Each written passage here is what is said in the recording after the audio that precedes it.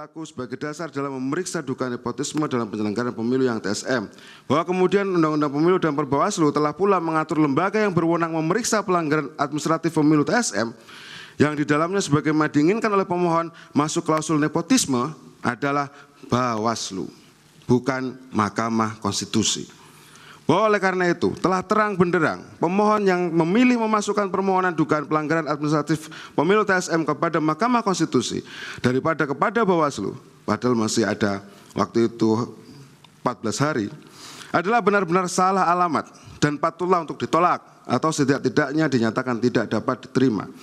Bahwa dalil pemohon yang menyebut instrumen penegakan hukum yang saat ini tidak efektif dengan turunannya menuduh termohon tidak independen atau berpihak kepada salah satu pasangan calon dalam melaksanakan Pilpres 2024, juga tuduhan terhadap DKPP yang melindungi termohon dengan tidak mengindahkan putusannya dan Bawaslu yang tidak efektif dalam menyelesaikan pelanggaran adalah dalil yang emosional, tendensius, dan cenderung tidak rasional. Bahwa terhadap dalil pemohon yang menyatakan langkah DKPP untuk melindungi Hasyim Asyari, kami menghitung yang mulia, nama Hasyim Asyari disebut sekitar 33 kali yang mulia. Luar biasa sekali. Selaku Ketua KPU, menurut termohon hal itu tidak benar. Faktanya, jika diperbandingkan dengan KPU periode sebelumnya, pelanggaran terhadap Ketua KPU lebih banyak pada periode yang lalu. Berikut rekapitulasi sanksi putusan DKPP antara KPU periode 2022 sampai 2027 dengan KPU periode 2017 sampai 2022.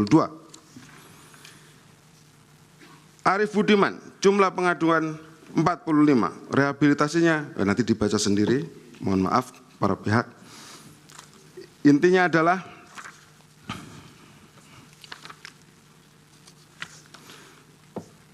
meskipun disebut bolak-balik Ketua KPU Hasyim Asyari, pemilu tetap terlaksana dan akuntabilitas integritas penyelenggaraan pemilu tetap terjaga. Hebat sekali berarti Hasyim ini. Kami lanjutkan yang mulia. Yang tertulis Pak, jangan ditambah-tambah begitu. Itu. Siap yang mulia. Siap yang mulia. Tidak usah. Ya. Jadi yang ada yang tertulis saja. Siap yang mulia. Kami lanjutkan. Mohon izin yang mulia.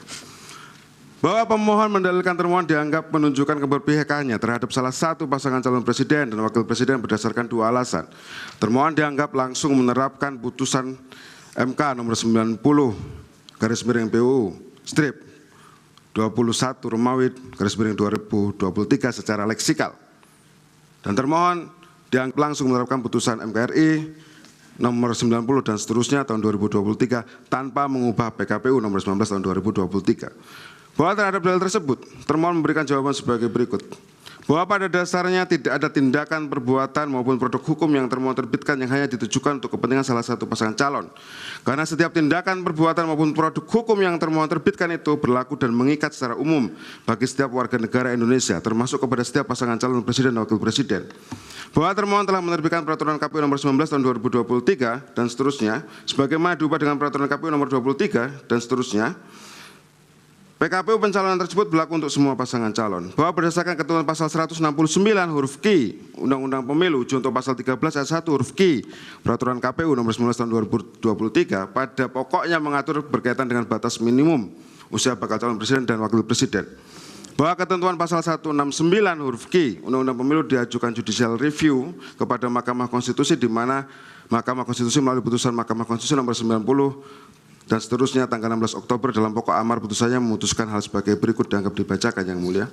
Bahwa Mahkamah Konstitusi dalam pertimbangan hukum putusan 90 tahun 2023 pada halaman 56 menyatakan lebih lanjut ketentuan pasal 169 huruf Q Undang-Undang nomor 7 tahun 2017 sebagaimana dimaksud dalam putusan akuo berlaku mulai pada pemilihan umum presiden dan wakil presiden tahun 2024 dan seterusnya.